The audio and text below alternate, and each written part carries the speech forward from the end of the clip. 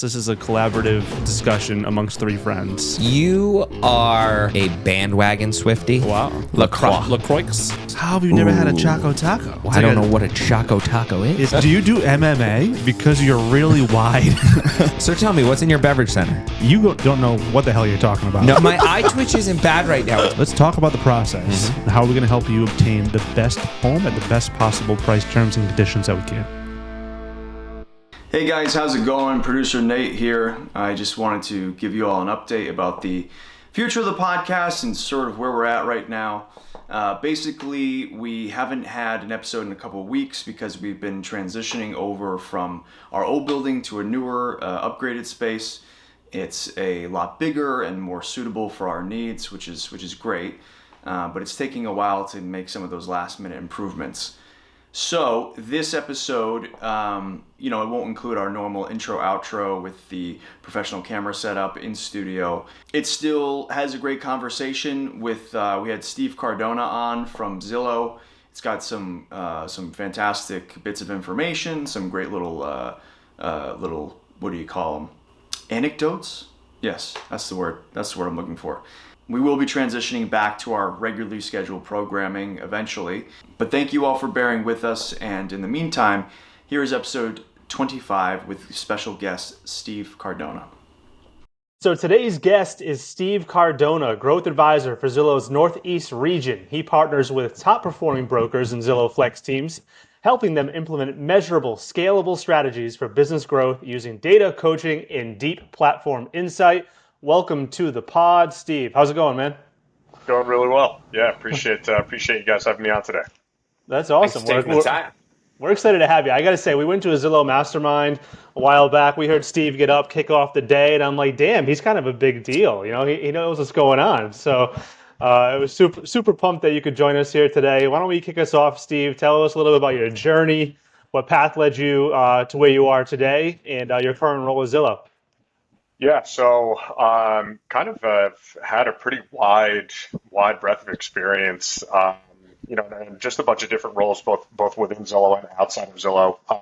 Right before this, so I've been at Zillow for about 8 years now, going on a little bit more than 8.5 years. And before this, I was actually at enterprise car sales. I did that for about a year, and then for 2 years before that, I was at enterprise rent-a-car. I used to work for a company up in Massachusetts called Meditech. Did that for about a year. And, before enterprise, I was kind of just waiting tables and working at different restaurants and everything like that. So, one thing that I really did learn at enterprise rent-a-car and at enterprise car sales that really helped me a lot at Zillow was just the customer service aspect of it and really focusing on the customer and having a process. And that's really helped me a lot here. I mean, the data analytics and everything like that, I learned a lot about that here. There was a lot of that, of course, in my prior role at enterprise, but once I got here, that's where I really learned like how to use the data as direction and how important it is to be able to read that in order to tell you the story, both of what's happening currently in your business and also, what you should be doing about it to fix any sort of problems that you're seeing.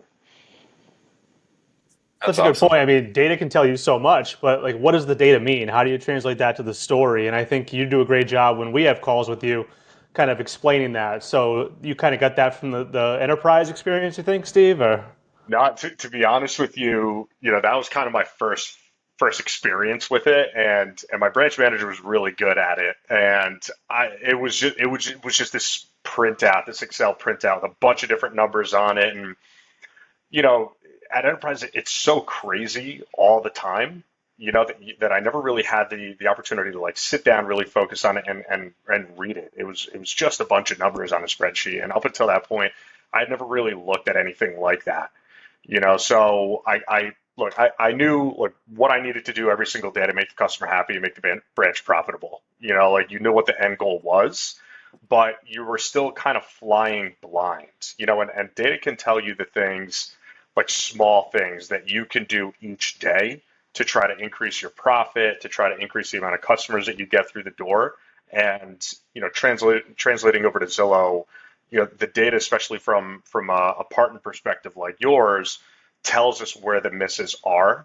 But at the same time, you can use it so you can use it to make sure that you're not playing kind of whack-a-mole with like just addressing, the first issue that you see. Like I think that's something that we've all done here, in our short time working together, it's been awesome working with you guys, obviously. But it's allowed us to kind of say like, okay, these are kind of the consistent things that we should really be looking at that we can measure that are going to lead to success, in the future. One of the biggest things that I learned there, and I'll never forget my, if he ever listens to this podcast, he's not in the real estate world, but if he ever listens to this podcast, I want to give him a shout out. His name's Matt Kennedy. He was the first person to tell me, run your business according to the norm, not the exception. And that's really stuck with me, because I think that a lot of people kind of make the mistake of the second one thing goes wrong, you start changing systems, to try to make sure that one problem that happened one time never happens again, and I just think that that's kind of a pitfall, like you got to run your business according to what normally happens, the stuff that happens one off, a customer gets upset over one little thing, or the customer gets upset over something that rarely happens. You don't necessarily need to design a system over that. Like you can address it. If you're a business owner, you got experience in here. Ultimately, you do whatever makes the customer happy. You don't have to, design a system around that. And that's something that I really learned over there. That's great. So, Steve, take us back. How'd you first get your start at Zillow? And you started on the sales floor, right? Yeah. So So I what was didn't that like? actually, yeah, I didn't actually seek Zillow out. So I was at Enterprise Car Sales, and my friend Brian Bresick, he had left Enterprise and he started at Zillow. He was working on the rentals team, and and I met him at a barbecue. We met up, and I was just asking him kind of how things were going. Lets me know, hey, look, it's going really well. He's like, I think you would actually do well here. There's an opening on my team. Why don't you give me your resume?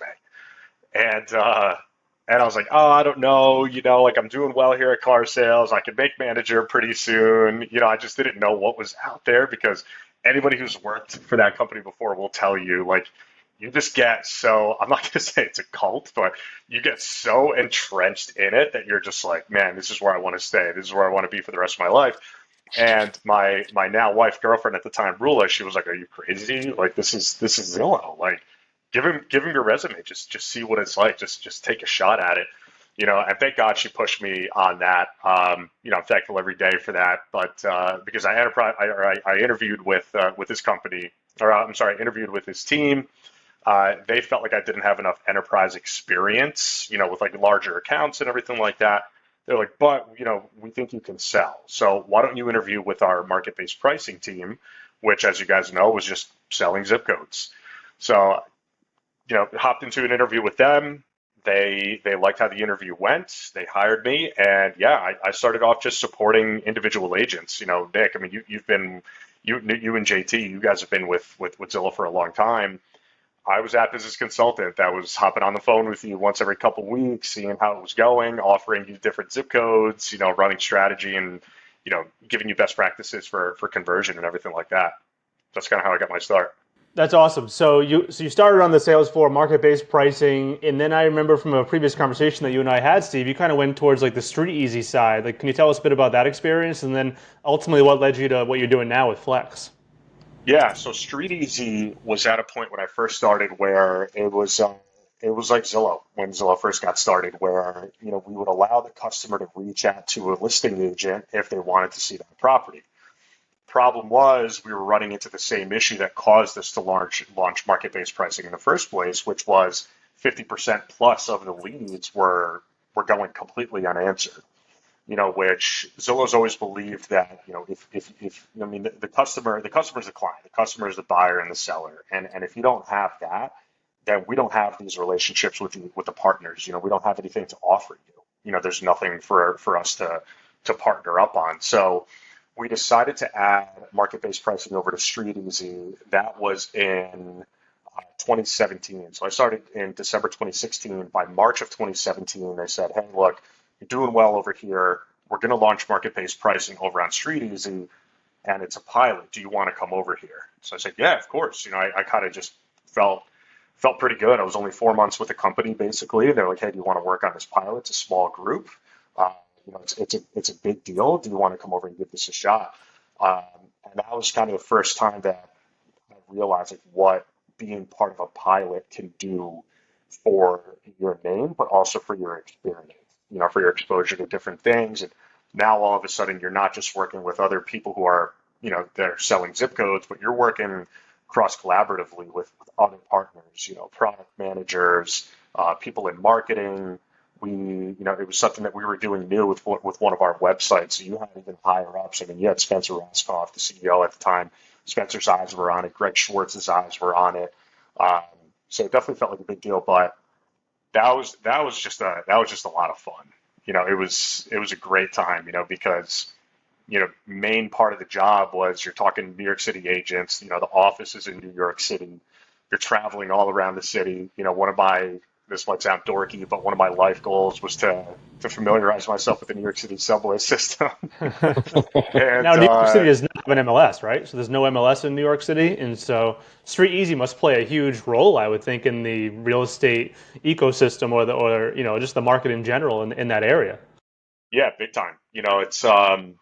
It's always kind of been a curious, and it's kind of hard to get an answer out there as to why there's no MLS in New York City. But Street Easy is definitely active. We always said it was like the de facto MLS. There is an RLS. I don't have a ton of information on it, but it's kind of like that.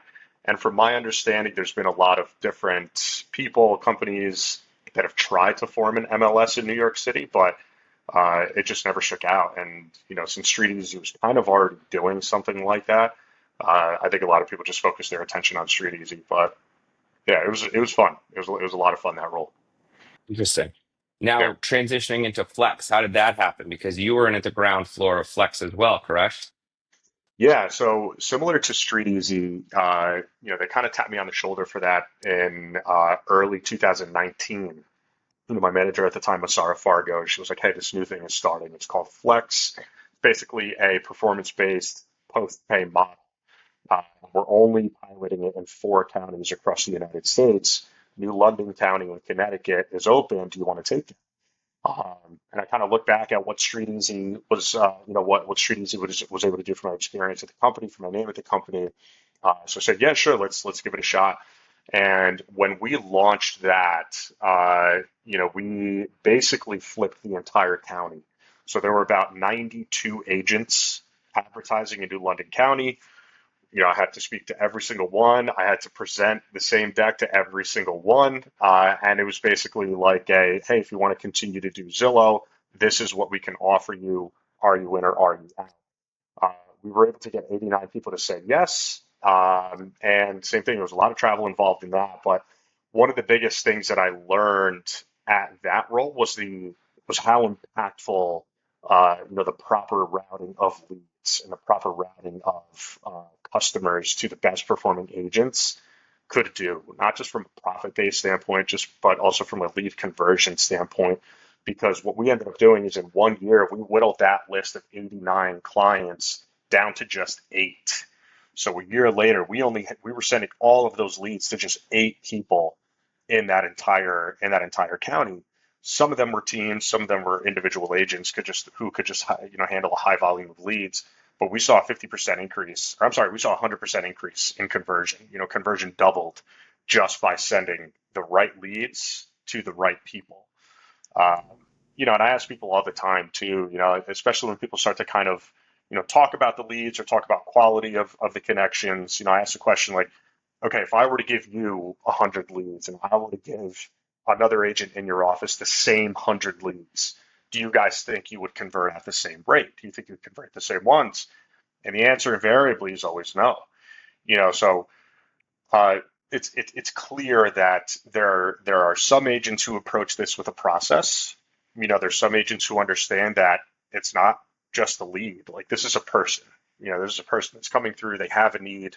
Um, they have some level of dissatisfaction with their current situation that's causing them to, take the next step, meet an agent. Do you have looky-loos? Do you have some people that absolutely are not interested? Of course, that's any lead generation system. But at the end of the day, if you treat these leads like a person, like it's a friend. I tell people, like, pretend you're at a cocktail party, pretend you're at a backyard barbecue, and the host just introduce you to somebody who's expressing interest in purchasing or who wants to move soon. What would you ask them? What are the questions that you would ask? What would you want to know about their situation? What would you want to let them know about yourself? You know, the agents who kind of approach it like that are going to convert better, and they're going to be able to get more business out of these leads. 100%. I think one of the Yeah. reasons why I identify so much with Zillow these days is it's very clear that the consumer is the North Star for Zillow. That's what matters the most. And I believe that's how we run our business as well. So I think obviously there's a lot of mixed emotions about the company and the agent population. But I think when you really look at it, they're the brand that has won the hearts and minds of consumers. And they always have consumer first. And as real estate agents, we should too. So I definitely feel kind of in lockstep with Zillow on that side, and it's certainly been a very, very beneficial relationship. I want to get over to the team leader side in a little bit, but you kind of hit on what makes a successful Zillow Flex agent. But can you expand on that more? Like, what are the best agents on these Flex teams? What are they doing that's different? How are they standing out? Is it just that human connection, or is it more than that, Steve? Yeah, I mean, like, you guys could probably answer this question better than I can. Having shout out to Kelsey. I mean, she's just been absolutely crushing it, and that's one of the things that actually that's one of the more common things that I like to do when I'm working with a team, regardless of whether they're a new team or they're an older team, somebody that I've been working with for a while, and they just have an agent that pops off and ends up with a 15, 20, 25% conversion rate. First question is, what are they doing? What's the sauce? And really, it kind of comes down to the same thing. You hit the nail on the head, make a human connection. First and foremost, like, these agents are not looking at these leads like it's just a number. Like, these agents are truly looking at these leads like it's a person, and they want to make a genuine connection. And I think that's probably the first step is you have to take an interest in this person, and you have to be a good listener, and not just listening at what they're saying, but trying to figure out, like, what's between the lines, trying to read between the lines. I mean, to get down to like a more granular thing, like, top performing agents out there, they're not taking 30, 40, 50 opportunities at a clip. They're taking one at a time, they're working it, they're really digging deep to find out exactly what this customer's situation is. They're not just worried about the number. They're not just worried about how much money are they going to be making, how far do I have to drive for this? Oh, after the split and after my team split, how much money am I going to be making on this? No, they're looking to build relationships out there, and I see it with you guys too. Like, you guys have just such a great culture on your team, and you can tell that everybody on the team just genuinely cares about the job that they're doing, genuinely cares about the Slocum home team name. So, agents take pride. The best agents out there are taking pride. Um, I would say the other thing too, which is not, the most attractive, part of real estate or working leads, is just the follow up. I mean, you guys have heard it a million times that the fortune's in the follow up. It really is true. And I think a lot of agents or a lot of people out there just try to overcomplicate it, or they try to do too much, so to speak. And it doesn't have to be anything complicated. I mean, Don, like what you were saying about Kelsey, he just lives in the CRM.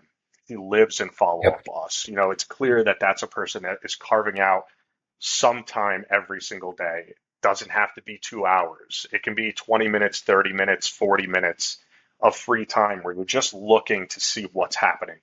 And the tools are so advanced these days.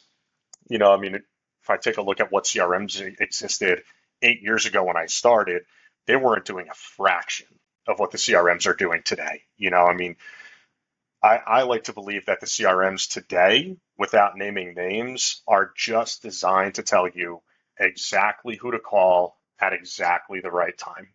So it really does allow an agent to just optimize their time, takes the guesswork out of who should I call. But ultimately, it comes down to, are you making those calls? Are you sending those text messages? Are you shooting out those emails? And I'm not talking about email blasts, or text message blast. It's a personalized thing. Hey, Nick, just saw 123 Main Street over in Warwick. It has a really cool backyard. I know that's something that you guys are really interested. Is this something that you guys would want to see? You know, and if you guys think about it from like, I mean, look, we're all consumers in here.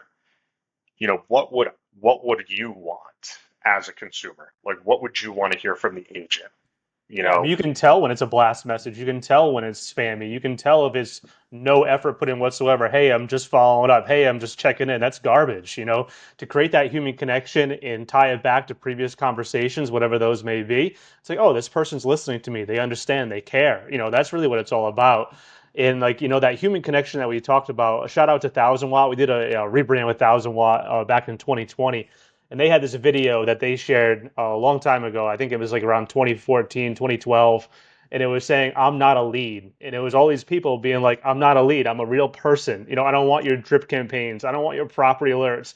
I don't want, any of this, this nonsense. I want you to listen to my needs, understand what I'm looking for, and provide me the service that I expect. So, it's so critical on that standpoint. This goes back to sorry, Steve. I just want to hammer home a point that you made that I think was so impactful. I just want to cut it and keep playing it for agents everywhere. Is that first phone call? I think too many agents approach it as there's another online lead. And it's like the customer is concerned because they don't know who they're about to talk to. But the agents almost go in combative and defensive. And it's just like, it's a tough conversation and it leads to a bunch of unanswered text messages and then ultimately nothing. But if the agent just approaches it as, I'm ready to talk to a human being, let me learn about them and their situation, what they want, that's going to become an ongoing dialogue and ultimately a client for life. So I can't stress what you said enough there. yeah, I heard something recently that said, the customer didn't ghost you. They just found somebody who asked the better questions. Hmm. I mean, Love that. I love that. You know what I mean? Like, That is fantastic. Going to be a quote yeah, on the wall right here. yeah, you didn't get ghosted. They just found somebody who's asking them better questions. I mean, people at the end of the day, and I think it kind of touches upon just society these days too. If you can get philosophical with me for a hot second, but we're I think just as a society, we're so distracted these days, and we have so many things on our mind because there is just genuinely so much going on. That when you meet somebody that you can tell is genuinely listening to you and genuinely cares about you and your situation, genuinely wants to help you, you kind of see that as like a little bit of an oasis, in such a busy world. And people are going to gravitate towards that. They want that feeling of like, okay, they hear me, they care about me. And that's what I was saying about before. Like in your follow up, it doesn't have to be like, hey, let's talk about the market trends right now. I want to, unless the customer wants that, right? I mean, if you get somebody who's really analytical, they want to know about the amount of price cuts that are happening in the market. What's new inventory doing? Is days on market growing? What's it looking like for your negotiability?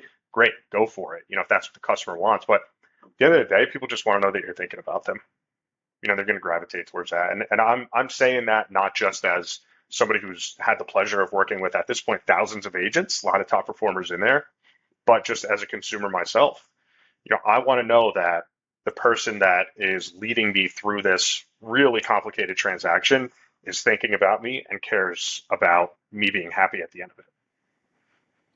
So So you've true. had exposure to so many top teams. Aside, we've really hammered home, care, be genuine, ask good questions. What are some other traits that you think are important and really separates the successful teams and the great agents from those who don't? I think the teams that treat this like it's a full time, I don't want to say full time job. I don't want to scare anybody out there, but I think the people Not a that side treat it like, hustle. yeah, it's not a side hustle. This is a full time job. Being in a program like this, and I'm going to go ahead and say it for any sort of lead generation program. Lead generation is a full time job. It deserves your daily attention. Again, it doesn't have to be hours. You don't have to carve out 4 hours for your day on it, but it does deserve your daily attention. And from a team lead perspective, I think looking at the numbers, looking at what's happening every day, or even every few days, just so that you can catch early red flags. Again, looking at the data to see if anything is trending down, trying to figure out what was the catalyst for that downward trend so that you can catch it early, correct what's going wrong, but also meeting with your team regularly. I mean, look, I know they're 1099s. I know you can't tell people what to do, and I know people are busy. I get that. If you can try to carve out 30 minutes on a weekly basis, just so that the team also can see, here's how we're doing, here's how we're trending, here's how our competition is doing. What do you guys see here? I think agents feel really good when a team lead, a manager, anybody, a director of operations asks them for their opinion on how things are going and how they're progressing. I mean, what's your guys' opinion on that or experience with that? I would agree wholeheartedly. I mean, we try to meet with our team who's on Flex every single week, and I know John's listening to calls with them. I am too. You're hearing these things, you're hearing the objections, you're kind of getting down into the weeds with them to figure out what's working, what's not, and then reviewing those numbers. And very quickly, we've been on Zillow Flex now for, what is it, 4 or 5 months, and we were on Zillow market-based pricing for years before that. But Flex is already becoming one of our best lead sources from a conversion standpoint. And I firmly believe that the reason for that is accountability and data. We're looking at these numbers, we're talking about them each and every week, we're reviewing calls, and shame on us. We don't do that with every other lead source to that degree. We should, but the system that Zillow and you guys have created, I think, really enables us to do that. We're talking to you from a team leader perspective, every other week, and then we're talking with our team and kind of taking these cascading messages down to figure out how can we improve, what do we need to look at, here's what we're doing really well, here's where we might be missing the ball, here's some different things we might want to try to overcome those obstacles. And so far, so good. It's been working out really, really well for us. But I think it's just having a focus on it each and every day, in my opinion. Yeah. Yeah, talk about data. Steve, you shared that spreadsheet with us that breaks down, all the different phases, how many people we have, where they are in the process, and it helps to spot where we're getting stuck. And then we take that and we turn it into a conversation with the team. And it shouldn't be surprising that one person says, this is a challenge I'm hitting. And you go around the table and they're all like, yeah, that's the problem right now. And they're all having the same problem. So great, let's talk through it and figure out how we can work around this. Yeah. And just think about what else that does for your culture too, right? On your team. I mean, everybody wants to have that, like, we're all in this together. There's no agent on an island in here. Everybody is a part of this. And when you're all trying to figure out the challenges together, somebody comes up with a solution or somebody comes up with an idea that a few people try, we test it, it's working out great, it spreads to the rest of the team. I mean, as team leads, like, what more could you want? Your agents bought in on improving themselves or kind of taking ownership of their improvement, uh, you know, without you having to tell them, like, hey, this is what we got to do. This is what you should do. I mean, at the end of the day, people don't like to be told what to do. They care. I mean, what was one of the first things that I said to you guys in the beginning? Like, nobody cares about Steve's plan. I'm not here to tell you my plan. I'm here about Nick and JT's plan. That's what I want to help you guys create. That's what I want to help you guys roll out. So they're, in essence, they're just creating their own plan for improvement and taking total ownership of it. Love it. Love that. Steve, could you break down for us, this live connection comes through, an agent picks up the phone. What does the best call look like? What's the structure? What's it sound like? And any tips you can share, not only with our agents, but with anybody who might be on Zillow Flex. Yeah, that's a great question. I think the agent should aim to have that customer hang up the phone and think, wow, we just found a great agent. That was unlike any other conversation that I've had before. And not necessarily because you were selling yourself that entire time or why you were so great or how many deals you did or the areas that you service, but because you asked such good questions that showed that you had a genuine interest in that customer. So when it comes to Zillow, we love to use the ALM framework. Appointment, obviously have your greeting. Hi, this is Steve Cardona from the Slocum home team. Zillow, let me know you're interested in 123 Main Street. Would love to show it to you. What's the best time for us to go ahead and take a look? And then jumping into the ALM framework. So you've got your opener. You've got when do you want to go see that property? And the reason we like to see that rolled out first is because 99% of the time, customer is submitting their information on this property, and the customer wants to get in touch with an agent because that's what they want. They want to go see it. So right off the bat, you're giving the customer exactly what they want. Then from there, my philosophy on the first call is, and we have the data to back this up, it is not about the home that they're inquiring on. The call should not just focus on that home, because 98% of the time, that is Zillow data, that I'm referencing there, 98% of the time they're not going to buy that home anyway. So your attention should shift from focusing on the customer to focusing on the home to focusing on that customer, right? So there's this book out there that I've read twice now. It's called The 4-2 Formula. Forget the author's name, but it's a real estate focused book. It's called The 4-2 Formula: How to Get Buyers Off the Fence and Into the New Home. And one of the main focuses of that book is getting into and finding out the customer's current dissatisfaction, which is not unlike finding the customer's why, right? Like, why do you want to move? The current dissatisfaction that book cites is the greatest driving force behind movement. Not just in a physical sense, but also when it comes into real estate. And if you really think about it, moving sucks, right? Like, you're putting, especially if you've been there 10, 15, 20 years, you're putting every single thing that you possess into a box, and then putting all of those boxes into another box on wheels. You're taking it to a completely different location, where you don't know if you're really going to love that town. You don't know who your neighbors are. You don't know if you've got kids. You don't know if your kids are going to be happy in their new school, right? Or if they're going to be able to make friends, or if they're going to be able to get on the team, anything like that. You don't know if there's anything hidden in that new home.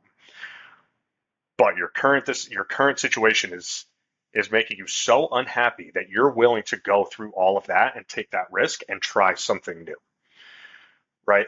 I think if you're a real estate agent, and again, this is going way beyond the first call, I'm sorry, but I promise I'll bring it back. But if you're an agent and your primary focus with each new customer is not to get to that current dissatisfaction, I think you're leaving a lot of money on the table, and B, you're doing yourself and your clients a complete disservice, right? Because it is imperative for you to be able to keep that customer going. In order for you to be able to keep that customer going through sometimes what can take a year to 2 years, it is imperative for you to know exactly why they're doing this in the first place. Why aren't you staying put? This costs a lot of money, right? Like, say you've got 100,000 saved for a down payment, or 50,000 saved for a down payment. If you put this in it towards a house, you can't use that money for anything else. So for so many reasons, it's a huge move. I think that ALM, or just having a proper structure for that first call, just helps you get one step closer to getting to that current dissatisfaction. I let you guys know in the beginning, I think that first call is an interview. It's not you interviewing the customer to see if they're worth your time. It's like nails on a chalkboard when I hear that. But it's the customer interviewing you to see if they are going to entrust you as their shepherd through this transaction.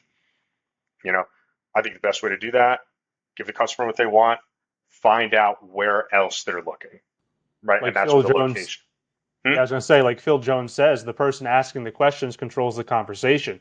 So, if you continue the throughout the call, that first way is being just curious, finding out about them, and as you're going to go into with location, just finding out their why, finding out more details about how you can help, as you mentioned, shepherd them through the transaction. It's going to be so critical for success there.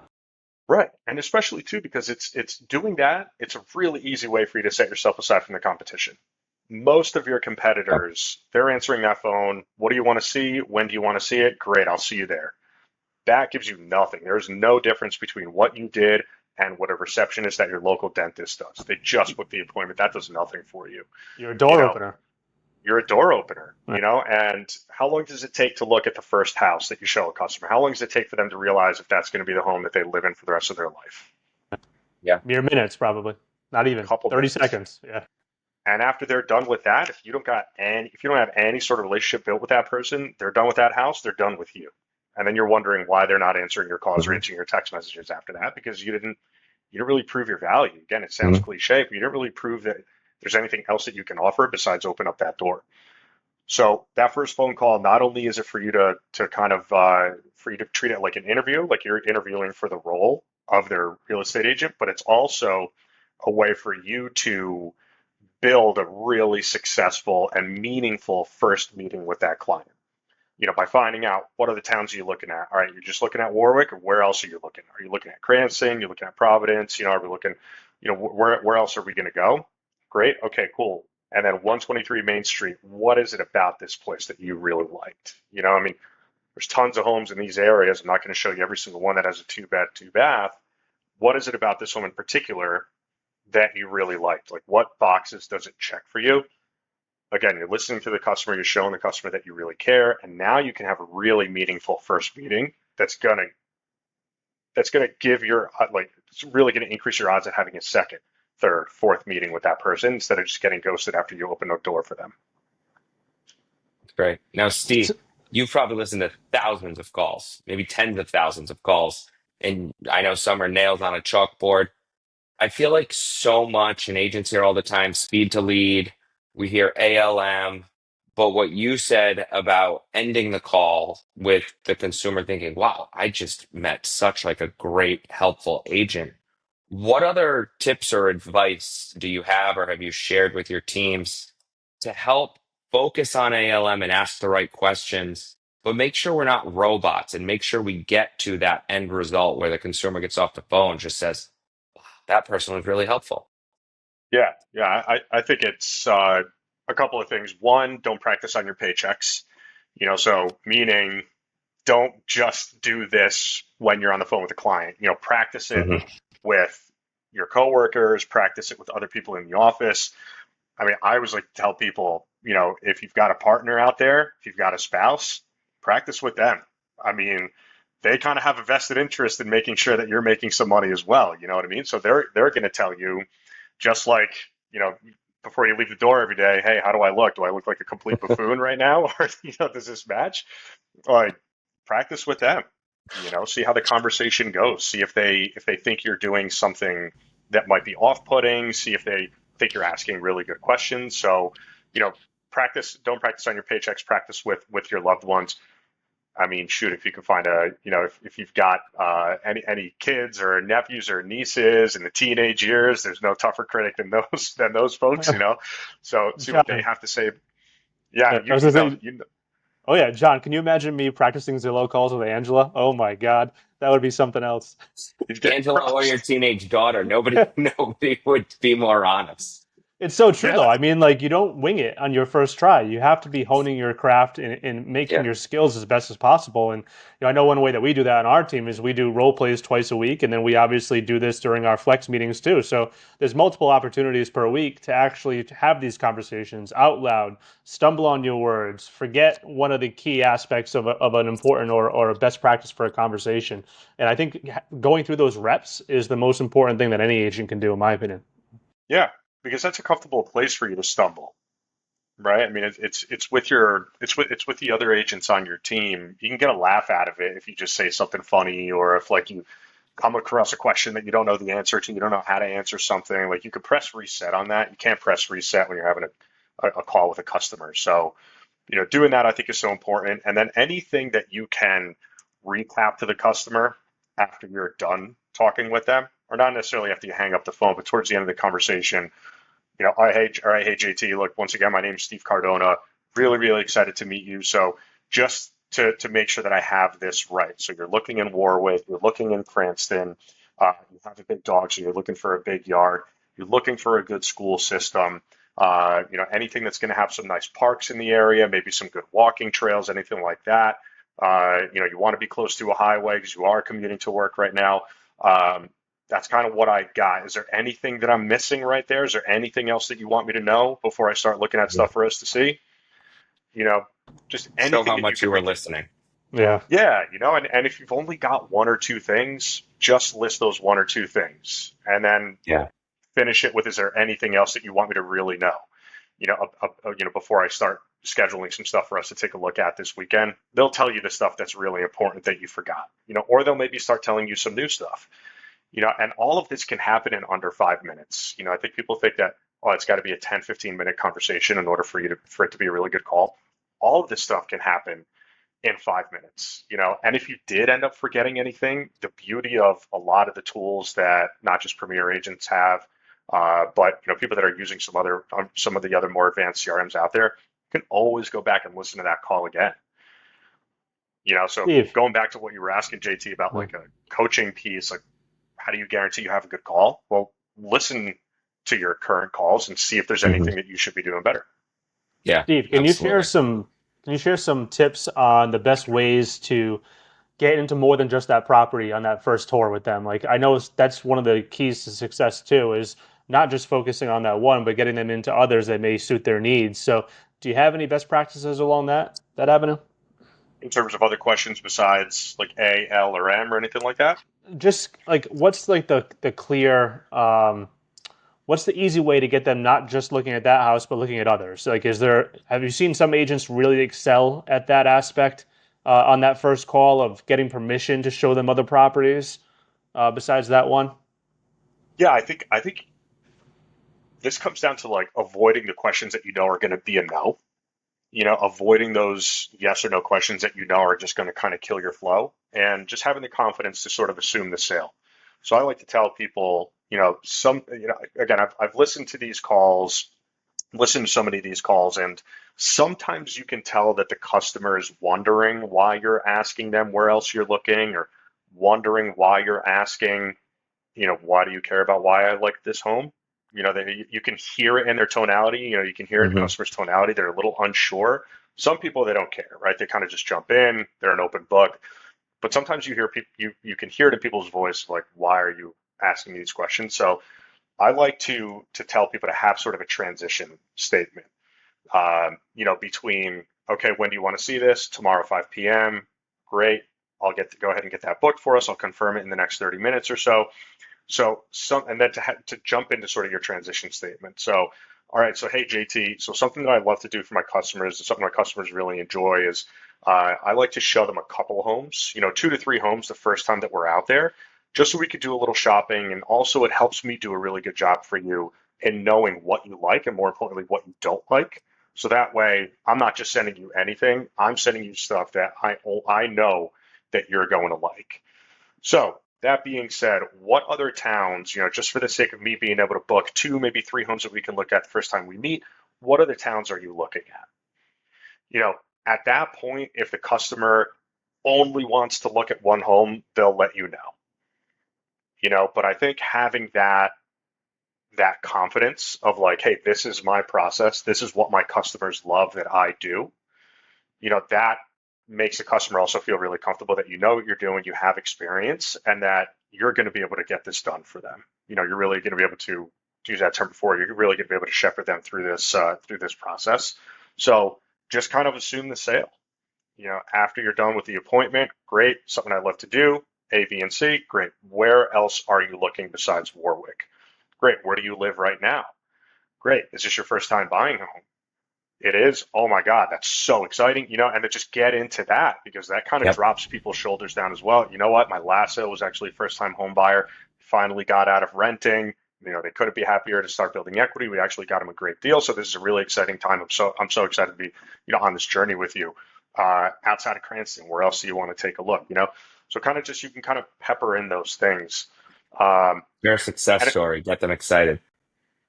Yeah, share some success stories. I mean, people love hearing that you've done this before. People love hearing that, you've helped another customer that was in their shoes recently. Anytime you can share a success story or an anecdote like that, absolutely do it. Yeah, that's great. Speaking of success stories, do you have any where Flex really took a team's business and transformed it or took it to the next level? Yeah. So I started as a growth advisor. I was kind of on and off since 2019, but in the current role that I'm in, it's been since April of 2022. One of the original teams that I've been working with was a small team outside of Worcester, really only had about 4 to 5 agents on there. And one of the things that we were starting to find, and this does happen sometimes, is the team lead was caring more about the program, was caring more uh, just about things in general than the agents were. And of course they were in a position where performance wasn't as strong as it could have been. They weren't growing. So we kind of had a come to Jesus moment. And I asked her, I said, look, I mean, what do you want to do? Like right now, it kind of seems like you care more about this than the team does. Am I totally off base in saying that? And she was like, no, that's exactly what I feel. I said, okay, well, look, I mean, you're obviously trying really hard. You're really focused on this. You really do want to see this through. I think you need to have a conversation with your team, and see like what do we want to do here? Because I don't have to be leading this program. You guys are at the end of the day, you guys are 1099s. You can go ahead and be responsible for your own business. I'm trying to help you guys grow. Is this something that you guys want to do? And I think just having kind of that realization like woke people up, woke the agents on the team up, and kind of opened their eyes to the opportunity and what they were potentially going to leave on the table. And so we got out of those 5 people. I think one person ended up exiting the program, but they went from a team of 4. And this is one of my most engaged partners to date. But they took it from a team of 4 to now they're a team of 20 in just a couple of years. Still only one person running the team. They've grown from, I think there were maybe 15 zip codes to now about 25 to 30. They've expanded into the North Shore. It's a team right outside of Worcester. They've expanded into the North Shore. They've expanded into New Hampshire. I believe they have about 3 recruits hitting in the pipeline right now. She really does prioritize hiring quality over quantity. She doesn't just want to put any agent on the team, obviously because of how much work and how much time she puts into this. And honestly, I tell her all the time, like, you could be running these meetings. We meet every single 2 weeks, and I'm like, you could be running these meetings. At this point, you sound like a growth advisor. With all the questions that you're asking, and what if we did this? What if we did that? And she's not afraid to take the risk. The New Hampshire thing was a very recent thing. We had an opportunity up there for about 40 connections. I said, hey, look, do you want to take these? Are you ready to grow into New Hampshire? I know you said that you were curious. I mean, the opportunity is here. Do you want to take it? And we approached it carefully. We've got some agents that are starting to receive leads in that area, but she's not afraid to take the risk. So that's the first one that comes to mind right there. That's awesome. Absolutely love that. So speaking of that, if we could dive in any more on that, Steve, I've talked to a lot of team leaders who are on Flex. Obviously, we are, and we're already feeling it too. Like we have so many great connections and only so many bodies, and we feel the need to recruit. I know other team leaders feel the need to recruit. Obviously, we have the opportunities for our agents, and we have the ability and capacity to grow. What are you seeing with other team leaders? Like, what's working out there? How are they using Flex to grow their teams? Is there anything along those lines that you can kind of further expand upon? Recruiting is always one of the biggest topics, and whenever we come to putting together a mastermind, it's always one of the things that people want to talk about because it is challenging. It's really tough, and there's a lot of companies out there that are making a lot of money right now designing platforms to help you with recruiting. Um, I think having that quality over quantity mindset, that's personally what I would do, is really make sure that this person is not going to be a disruptor in a bad way on your team, and really just interviewing thoroughly to make sure that this is somebody that is going to be able to work hard, that is dedicated, that does have, a real why or a real significant reason for why they get out of bed in the morning. Um, you guys happen to do, a decent amount of community events. So I have seen something like that work. Um, Also just using tools like this, like putting yourself out on a platform, podcast as a recruiting tool, hosting events at your office, sponsoring sports and stuff like that. All of that stuff does help. But I think at the end of the day too, like if you're able to grab a tool that tells you, who's doing business in your area, what their performance looks like, you know, typically what I hear, and I'm not saying that this is right or wrong, right? What I hear people want to target is either a brand new agent, so like somebody fresh out of real estate school, fresh, they recently got their license, or even like a kid who recently graduated college. They're looking for something to do because you can kind of mold that person. Relating into a golf swing, no bad habits. They're kind of starting fresh. By the way, I peeped that golf question. I absolutely want to get to that one. It's coming. It's coming. Yeah. But somebody who's got no bad habits, or they want somebody who's maybe a year, 2 years in the business.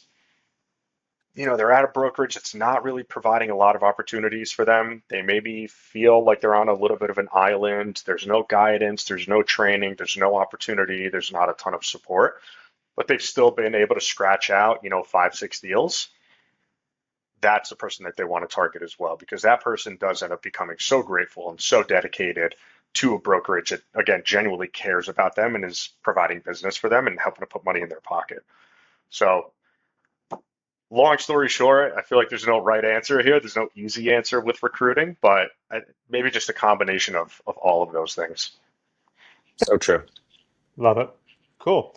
All right. Speaking of, let's jump into the rapid fire closing lightning round, Steve. So we are just about 50 minutes in. So we got up to 10 minutes or so left. So we like to close these interviews with just 6 or 7 quick questions, quick answers. Give us your immediate reaction. We'll go from there. All right. So what is the one book that every real estate agent should read?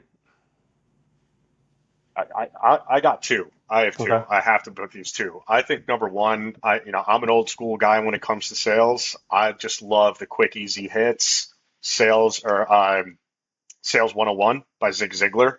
It's a quick, tiny little book. It's like 100 pages long. Zig is an interesting guy. I don't know if you've ever heard him speak, but his writing, you can kind of hear him through the pages. So Zig Ziglar Selling 101 is just a really easy way to just kind of introduce you into the right mindset that you need Never read that. I'll have for to being do a that. sales professional. Yeah, it's a great little book. And then the second one was the one that I referenced before, was for the 4-2 formula, how to get buyers off the fence and into a home. It really helps you figure out, again, it's process oriented, but developing a process behind finding out what the customer's current dissatisfaction is. And on the other side of it, what's their future promise? So what do they want to see happen? A lot of people don't know what they want to see happen. They just know that they got to get away from what they're doing right now. So it's our job to kind of help them build that future promise. And then what are their concerns overall with this decision? So like, what's their fear? And then what are their concerns over cost? What are some other cost factors they have in their life? So those are the 2 that I would recommend. Good stuff. Great tips there. I wrote those down. What do you think is the most underrated skill in real estate? Listening. Hmm. Listening. 100% 100%. listening. Yeah. Listening, not just in real estate, but just in sales in general. Listening. Mhm. You gotta listen. When I first started Zillow, I sucked at listening. I was terrible. I was just glazing over what people were saying, and I started kind of reading a little bit about the importance of it and how to do it. And I would actually sit there when I was working on this. I would sit there. I would put my hands like over my headphones to try to block out as much sound as possible, and I would close my eyes and I would just listen, because my concern was always, well, what if this person stops talking and I don't know what to say, or I don't know what question to ask? That was always my concern. But once I let go of that fear, I found that just by active listening, by the second they were done talking, I already knew exactly what I wanted to ask them. It was something that had to do with something that they said, and it just led to such better, more genuine, meaningful, deeper conversations. So that, I think, is the number one most underrated skill, is just listening. So true. All right, Yep. Steve. So what do you think is one thing that team leaders should ask more often than they actually do?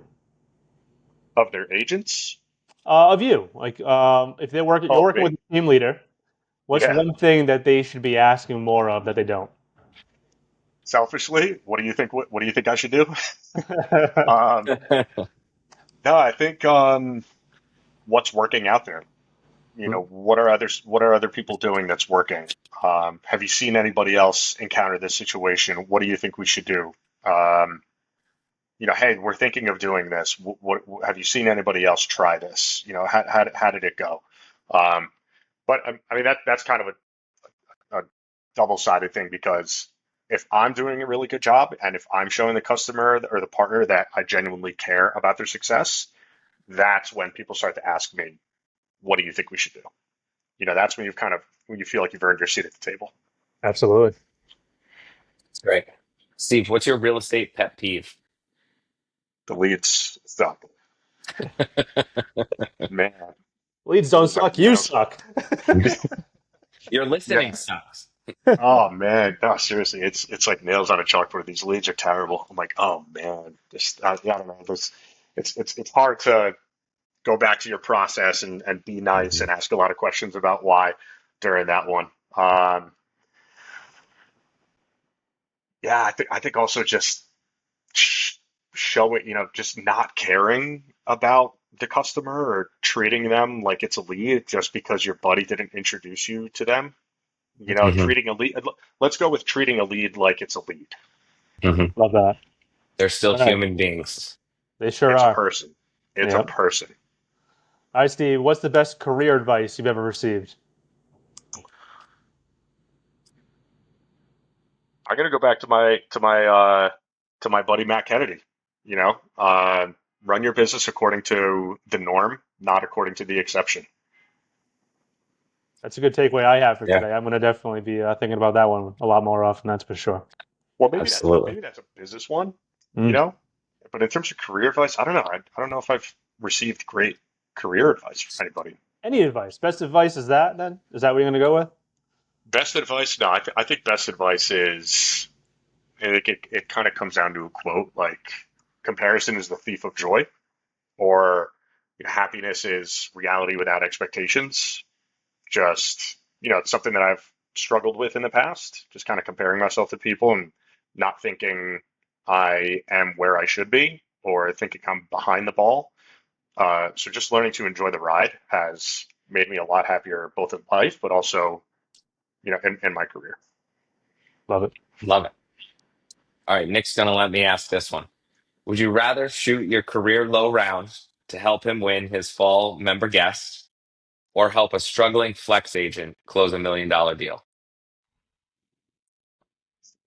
Tough one to There's answer. only one right answer here, Steve. There's Only only one one right. right answer. There's only one Don't right be answer pressured, Steve. You can be honest.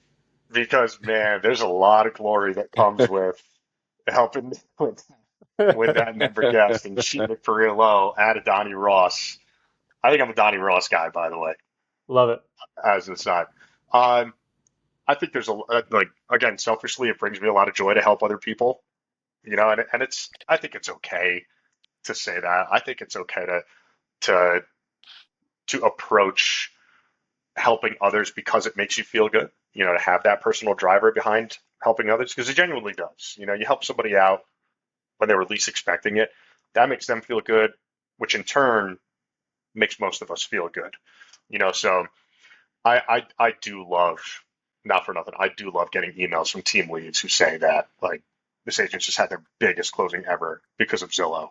And you give them a shout out and they're responding with like just so appreciative, and you meet these people in person and they tell you about like some of the things that they've been able to do because they've gotten better at converting leads or because of the opportunities that Zillow has been able to provide them. And I think when you look at it that way, it really can change your life, especially as a brand new agent. It really, really can change your life. Mhm. So the altruistic answer is the $1 million deal. We'll let it slide. We'll let it slide. How about we do a Slocum Home Team $1 million deal and win the member guest? So, all right. That's gonna happen. That's one that's gonna happen right there. We're gonna have our cake and eat it too. I love it. All right, Steve, what's one controversial take you have about real estate but few others do?